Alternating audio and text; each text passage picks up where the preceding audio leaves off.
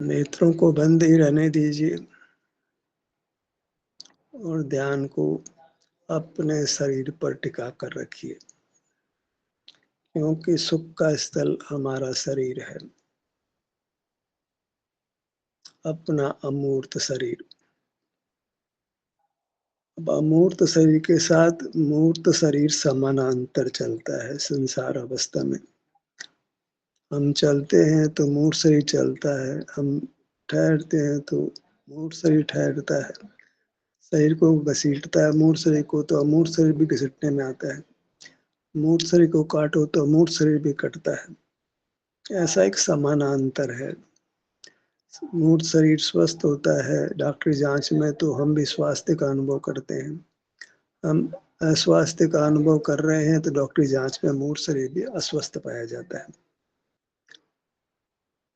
दोनों इस प्रकार अलग अलग स्वभाव वाले होने पर भी समानांतर चलते हैं। एक के जानने से दूसरे का भी बोध हो जाता है। हम खड़े हैं तो साथ में जो छाए हैं वो भी खड़ी मिलेगी, हम बैठे हैं तो छाए भी बैठी मिलेगी।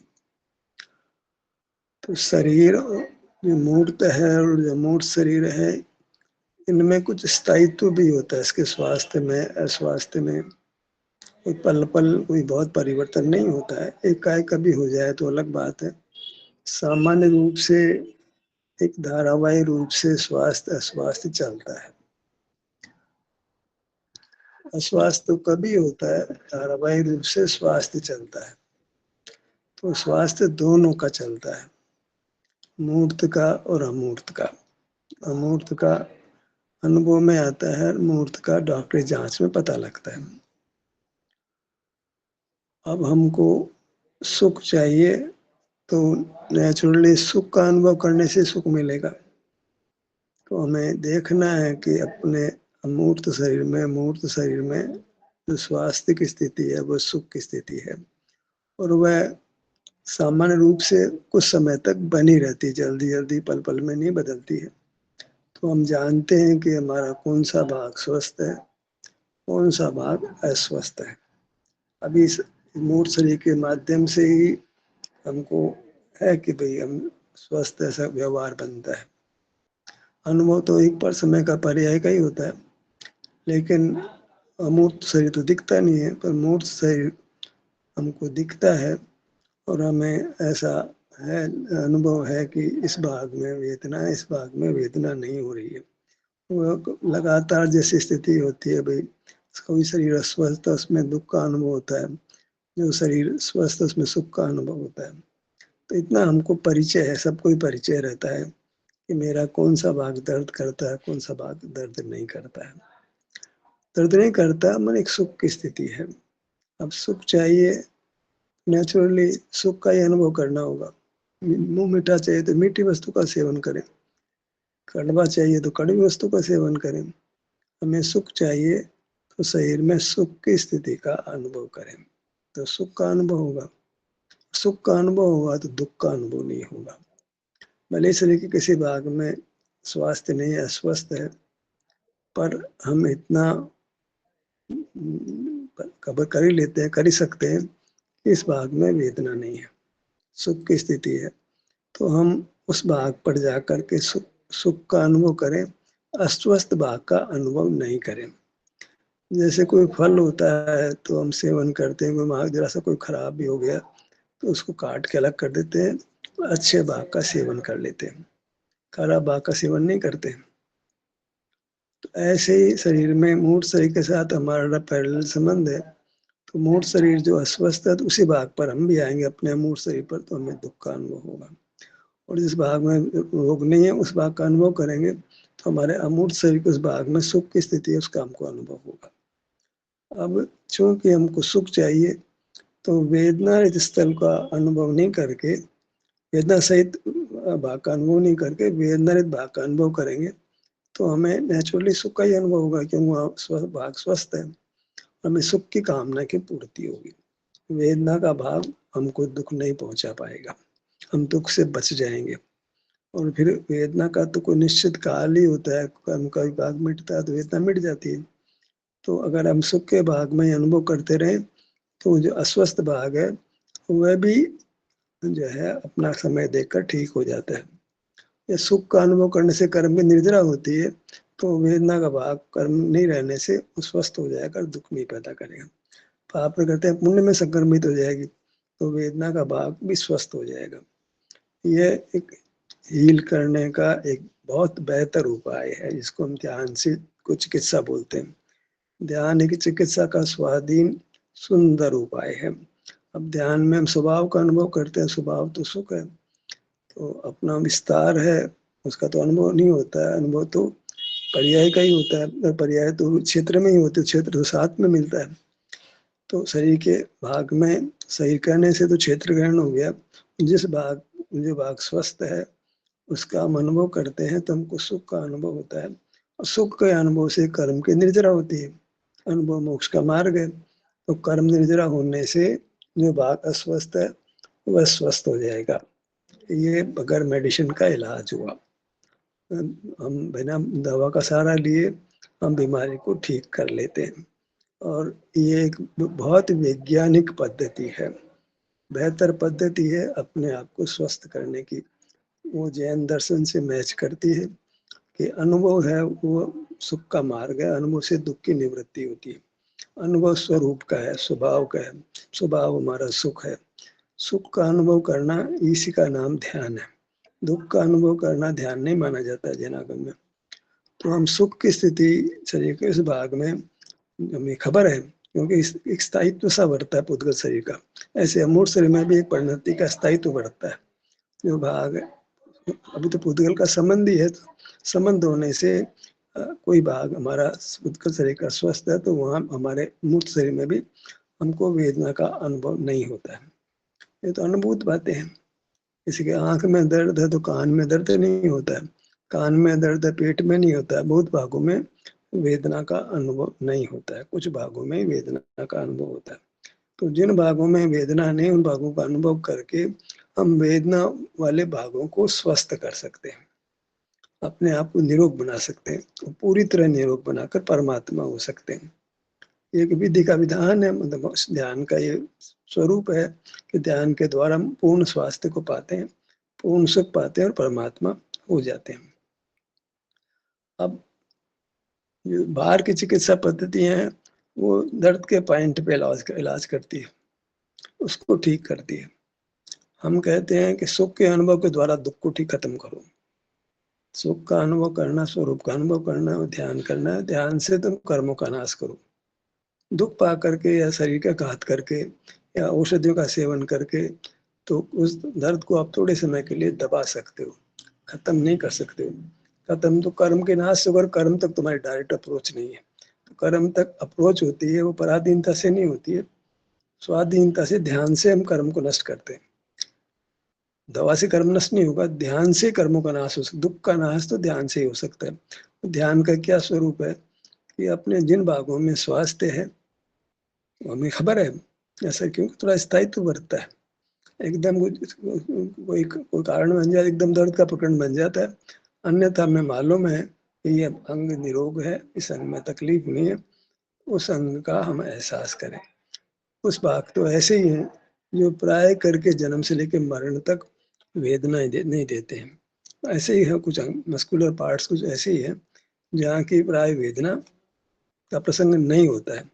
जैसे आप बाजू में कोहनी से कलाई तक के भाग में है, इसको नीचे की भुजा कहते हैं, कोहनी से कंधे तक के ऊपर की बाजू कहते हैं, उस पे आए, वहाँ हाथ लगा कर देखें तो देखेंगे कि आपको कोई वेदना नहीं है। ऐसे जांग पर हाथ लगाएं, जांग पर वैसे महसूस करें, घुटनों में दर्द है, जांग में दर्द नहीं है। जांग के नीचे, घुटनों से नीचे पिंडली के भाग में आप छू कर देखें, बगैर छू के देखें, यहाँ वेदना नहीं है। ये मस्कुलर पार्ट है। जांघों के भाग में, पिंडली के भाग में, ऊपर की बाजू, नीचे के बाजू, इन भागों में प्राय करके मस्कुलर पार्ट्स में अंदर बोन का पार्ट है, मस्कुलर पार्ट बहुत है, मांसपेशियों का भाग बहुत है। ऐसे ही कभी कभार पेट में दर्द होता है, पेट में मस्कुलर पार्ट बहुत है ऊपर ऊपर, वहां आप देखें प्राय वेदना नहीं होती। सीने के भाग में भी प्राय वेदना नहीं होती। गर्दन में बहुत सारा भाग ऐसा है, वेदना तो किसी कारण से किसी भाग में पैदा हो जाती है, प्राय वेदना रहित भाग बहुत पाए जाते हैं, उसको हम सुख का भाग कहते हैं। वेदना का नहीं होना ये वास्तव में सुख का होना है, दुख का नहीं होना है सुख का होना है। तो सुख वाले भाग को आप अनुभव करते हो तो आपने स्वरूप का आश्रय किया जो आपका है, वो किसी कर्म की कृपा का नहीं है, स्वाधीन है, वो आपकी संपत्ति है, आप उसके मालिक हैं, उसके भोगने में किसी को ऐतराज नहीं हो सकता, आपकी निधि है वो। वेदना का नहीं होना और सुख का होना है वो आपकी निधि, आपकी संपत्ति है। आपकी संपत्ति के में कोई आपको पाप नहीं लग सकता है, कोई अपराध का बोध भी नहीं हो सकता है, विषय सेवन का दोष भी नहीं लगता है, एकदम निर्दोष है, ईमान का है और पवित्र है वो कार्य। तो आप बाइसेप्स जो है, पीछे की भुजा, ऊपर की भुजा, जांग है, थाइज है, पीछे पिंडली है, काफ मसल्स कहते हैं, वहाँ सीधे अनुभव करें या हथेलियों को रख करके उस भाग पर ठहरे तो सुख है, आप उसको निरंतर कुछ समय तक भोग सकते हैं, सुख में ठहर सकते हैं। और उस काल में एक समय में एक ही जगह आप रह सकते हैं, तो वेदना के स्थल पे आप नहीं रहते, तो वेदना अनुभव में नहीं आती है। कर्म तो जो विपाक हो गया है वो तो फल देके जाएगा, मैंने वो तो निखरेगा, वो तो आपने उसका अनुभव नहीं किया, तो बिना फल दिए आप असत अवेदने कर्म को खत्म कर देते हैं। ऐसा ही मोहनी का संबंध है, जब बाहर देखते हो तो मोहनी काम करता है, बाहर नहीं देखते हैं, अपने में होते हैं, तो मोहनी कर्म का काम था राग पैदा करना, मिथ्या ज्ञान पैदा करना। और वो तब करता है जब आप अपने में नहीं होते हो, अपने सुख का अनुभव नहीं करते हो, विश्व से सुख पाने का प्रयत्न करते हो, जड़ पदार्थ में सुख देखते हो और उनके सन्मुख होते हो, तो फिर मोहनी कर्म अपना काम करता है, पदार्थों को अच्छा बुरा दिखाता है, फिर राग द्वेष पैदा होता है, कर्म का बंद होता है। पर हमने भी वहां भी सुख का अनुभव किया, अपने में से शरीर भाग में सुख का अनुभव कर रहे थे, तो हमने पर पदार्थ को लक्ष्य में नहीं लिया, तो मोहनी कर्म है वो बिना फल दिए खिर जाएगा, राग द्वेष पैदा नहीं होगा। दो ही मुख्य रूप से दुख पैदा करते हैं, मोहनी कर्म, असत अवेदनी कर्म, एक ही तीर से दो शत्रुओं को मारते हैं।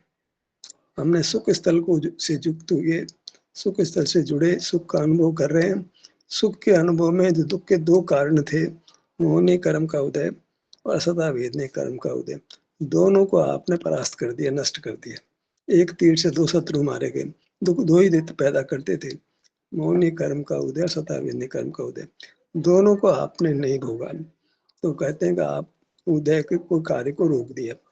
दूसरे शब्दों में कोई ये भी कह देता आप उदय से युक्त नहीं हुए, वास्तव में उदय ही नहीं हुआ। उदय होता कब?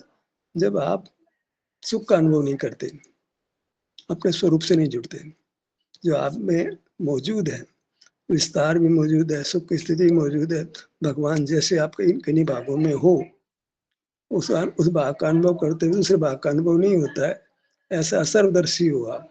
जिस भाग में सुख है उसका अनुभव करते हो, तो दूसरे भाग में दुख है उसका आप अनुभव नहीं करते हो। और फिर ऊपर फिर पर का लक्ष्य नहीं होता है, पर का लक्ष्य नहीं तो मोहनी को आप जीत लेते हो। तो मोहनी कर्म, सदा वेदनी कर्म, ये दुख को उत्पन्न करते हैं। इन दोनों को आप बिना फल दिए, बिना फल भोग किए वो फल दान नहीं कर पाते, और आप उनको नष्ट कर देते हो और आप सुख से परमात्मा बन जाते हो। ये एक विधि है, एक ध्यान की पद्धति है, स्वरूप का अनुभव करना, सुख का अनुभव करना। ऐसे सरलता से सुख से सुख का भोग करते हुए हम पूर्ण सुख को पाते हैं। इसी विधि से मोहनी कर्म का उन्मूलन करेंगे, असत वेदने कर्म का उन्मूलन करेंगे। मोहनी का उन्मूलन तो 12वें स्थान में पूरा मतलब नहीं उदय में नष्ट हो जाता है, 12वें स्थान में उसका अंश भी नहीं रहता है, उसके पहले मतलब खत्म हो जाता है, 12वें स्थान प्रारंभ में उदय नहीं रहता है। और 13 गुण स्थान तक तो सदा वेदनी कर्म रहता है, भले अल्प रहता हो।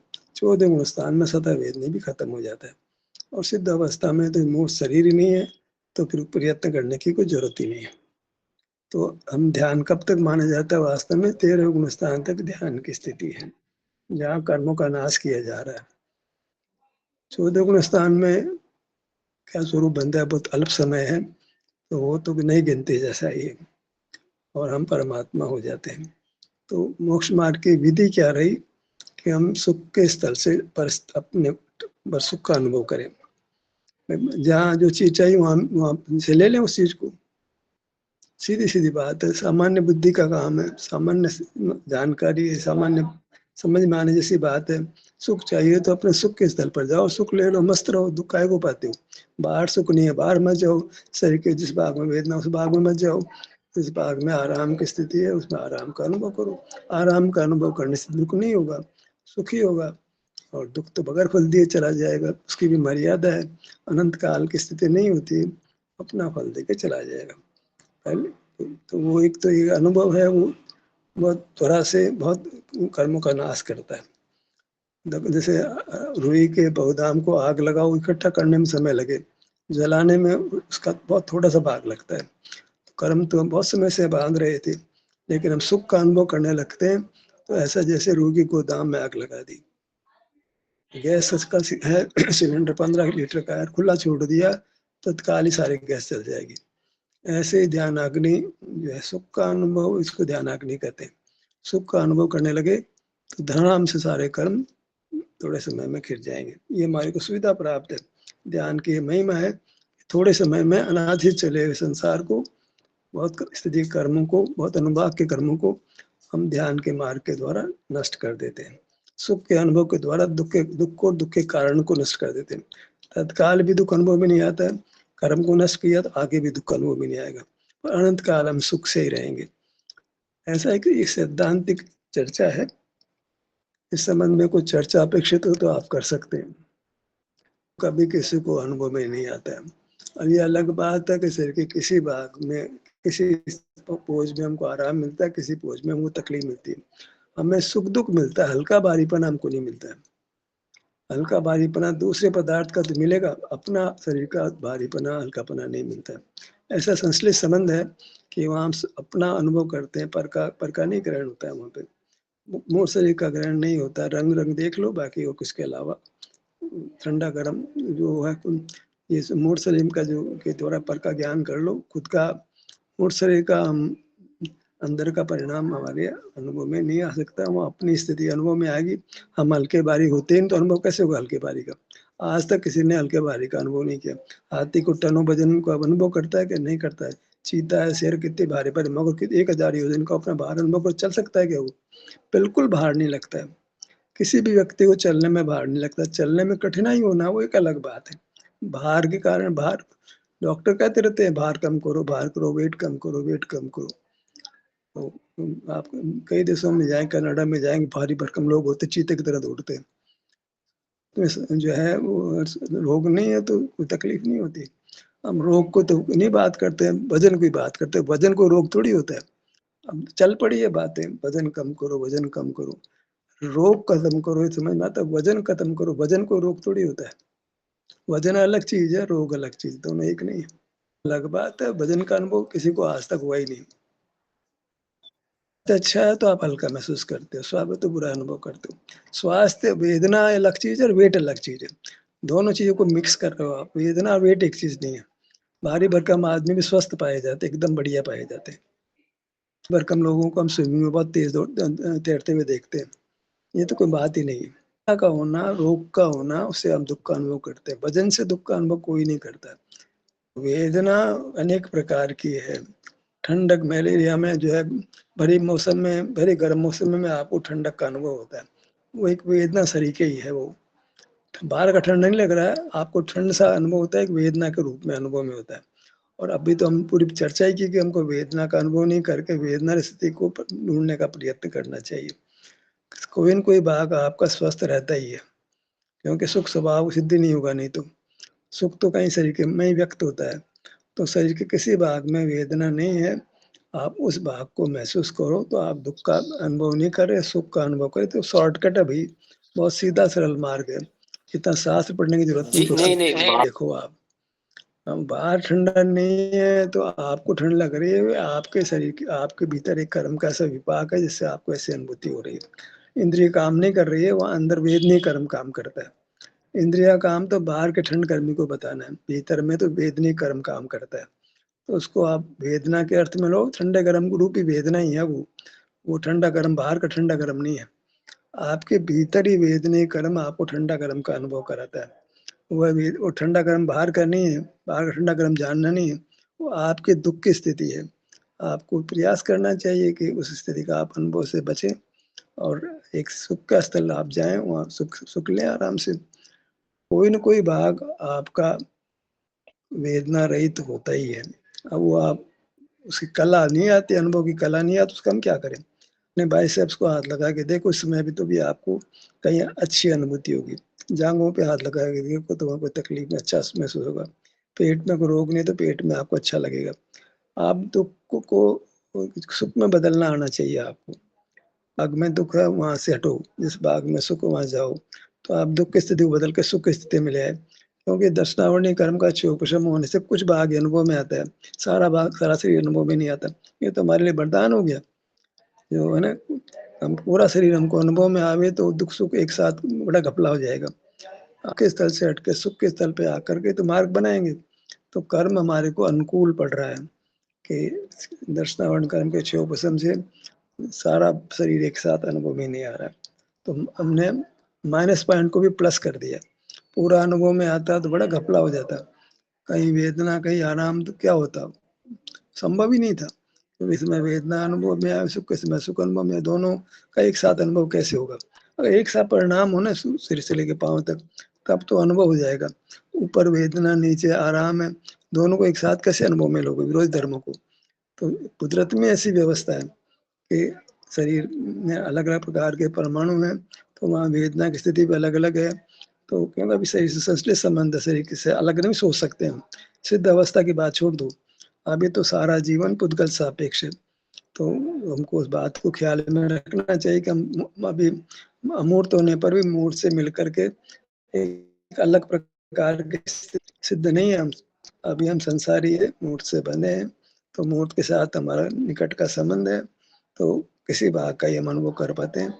सब भाग में क एक पुद्गल होता है, एक प्रकार का पुद्गल सब एक प्रकार अनुभव हो जाता है हमारे को। पर सब जगह न्यारे-न्यारे पुद्गल हैं, है ना? एक पुद्गल दूसरे पुद्गल से मिलता नहीं है। जब एक आँख में अलग-अलग स्थान पे अलग-अलग पुद्गल है। आँख के बाएँ भाग में दर्द हो रहा है, दाएँ में नहीं हो रहा। ललाट के बाएँ भाग में दर्द, दाएँ भाग में नहीं हो रहा है। एक सुई के पॉइंट की जगह दर्द हो रहा है, बाकी जगह नहीं हो रहा। बाल तोड़ जाता है, छोटी जगह पे दर्द होता है, बाकी जगह दर्द नहीं होता। हम तो पुद्गल के साथ ऐसे घनिष्ठ रूप से बंधे हैं कि पूछो मत। तीव्र वेदना होती है तो वहाँ पुरुषार्थ नहीं चल पाता है। हालाँकि अभ्यास हो तो वहाँ भी आप सुख के स्थल को मजबूती से पकड़ कर के वेदना के अनुभव से अपने आप को बचा सकते हो। ये तो अभ्यास का स्तर है, कौन कितना अभ्यास ध्यान का करता है, उस हिसाब से वो अपने आप को दुखों से मुक्त कर सकता है। हम तो ये कहते हैं कि नित्य निकासित कर्म भी ध्यान से नष्ट हो जाता है। नित्य निकासित कर्म से बलवान तो कोई कर्म ही नहीं होता है। जो सामान्यतया नष्ट नहीं हो सकता है, वो नहीं भी अणु है भैया कर्म के उदय के बिना नहीं तो नहीं ऐसे बाह्य शरीर और आभ्यंतर शरीर का एक संश्लिष्ट संबंध है, ऐसे कर्म नौकर का भी ऐसे संश्लिष्ट संबंध है। कर्म के उदय के बिना शरीर खराब नहीं होता, शरीर होता तो कर्म का उदय आए बिना नहीं रहता है। शरीर, कर्म और नौकर्म का ऐसा ही निकट का संबंध है, जैसे हमारे बाह्य शरीर और आभ्यंतर शरीर का निकट का संबंध है। कर्म का उदय है तो औदिक भाव है, कर्म का उपशम है तो औपशम भाव है, उपशम शायिक भाव है। तो ऐसा नहीं होता है कि कीटाणु आ गए उदय नहीं आया। तो उदय है, ये भी करे ना थर्ड पार्टी को नौकरी में तो है। नौकर मतलब क्या होता है? अपना अपना आभ्यंतर शरीर के अलावा सब नौकर्म है। कारण शरीर के अलावा जो भी कुछ इसका हमारे साथ संबंध बन रहा है, सबको नौकर्म संज्ञा है। कर्म, नौकर्म, कर्म के अलावा सारे जगत को जो हमारे संपर्क में आता है, सबको नौकर्म संज्ञा पत्नी, पुत्र, भाई, माता। नहीं हमारे शरीर को घसीटते तो हमें घसीटने लगे ना, ऐसे शरीर का घात तो है, उसी समय कर्म का विपाक हो जाता है। एक आध समय का पड़ भी सकता है, थोड़ी देर बाद अनुभव में आती है, पर नियम से है। शरीर का घात होगा तो सतह वेदने कर्म का उदय का, आयु कर्म का विक्षय हो जाएगा। शरीर, नौकर्म और हमारा सबका तीनों का ऐसा निकट का संबंध है। इस संबंध के बीच में हमको मुक्त होना है। दाढ़ी के नीचे एक्सटेंड, आगे नीचे एक्सटेंड हो गया, तो कर्म का विपाक नहीं होगा, आयु कर्म नहीं जाएगा, क्या नहीं, सब कुछ खत्म हो जाएगा। हम कर्म नौकर्म दो से बंधे हुए हैं। बंधे हुए माने नौकर्म से भी प्रभावित हो रहे हैं, कर्म से नहीं प्रभावित, नौकर्म से कर्म प्रभावित होता है। कर्म भी नौकर्म से प्रभावित हो रहा है। कर्म, कभी कर्म बलवान हो जाता है, कभी नौकर्म बलवान हो जाता है। कभी हम चलते हैं तो शरीर चलता है, कभी शरीर चलता है तो हम चलते हैं। ये कौन कितना बलवान हो जाए, दो हाथ दो बच्चे जुड़वा पैदा हो जाए ना, एक चलेगा दूसरे को झेलना पड़ता है, दूसरा चले तो पहले वाले को झेलना पड़ता है। बंधन का स्वरूप समझना पड़ेगा। बंधे हैं हम कर्म से बंधे हैं, नो कर्म मूढ़ शरीर से बंधे हैं, मूढ़ शरीर बाहर के पदार्थों से बंधा है, तो हमारा संबंध कर्म से, कर्म के कारण नो कर्म से, नो कर्म मूढ़ शरीर से, बाहर के पदार्थों से भी हमारा संबंध बन जाता है। पत्नी ने कुछ कह दिया, भाई ने कुछ कह दिया, मित्र ने कुछ कह दिया, हम बट प्रभावित हो जाते हैं। तो ये एक संबंध बन गया भई, अकेले नहीं है। अकेले तो कब होते हैं जब हम अपने शरीर में सुख की स्थिति का अनुभव करते हैं। अब हम यह कर्म नो कर्म से प्रभावित नहीं होंगे। ना हमारे को स्वर्ण है, स्वरूप में 2 बात है ना, अपना विस्तार और वेदना रहित स्थिति ये हमारा स्वरूप है, सिद्ध भगवान का स्वरूप है। उसका आश्रय करो आप। तो आप कर्म नहीं कर पाए अलग बात है, कर लेते हैं तो नष्ट कर देंगे। अब आपका संज्ञा नहीं कमजोर है, आप ध्यान नहीं कर पाते हो तो कर्म जीत जाएगा, आप हार जाओगे। जो बलवान है उसकी जीत है, जो कमजोर है उसकी हार है। के द्वारा अपने को बलवान करते हैं। धीरे-धीरे हम बलवान होंगे, कर्म कमज़ोर होगा। अब स्थिति क्या है? हम कर्म को बलवान लेकर आए, हम कमज़ोर हैं। अब हमको पलटना है बाजी। जैसे-जैसे आगे ध्यान का अभ्यास में बढ़ेंगे, हम बलवान होते जाएँगे, कर्म नो कर्म कमज़ोर होते जाएँगे। ऐसे वो पूरा नष्ट हो जाएगा, हम हमारी जीत हो जाएगी।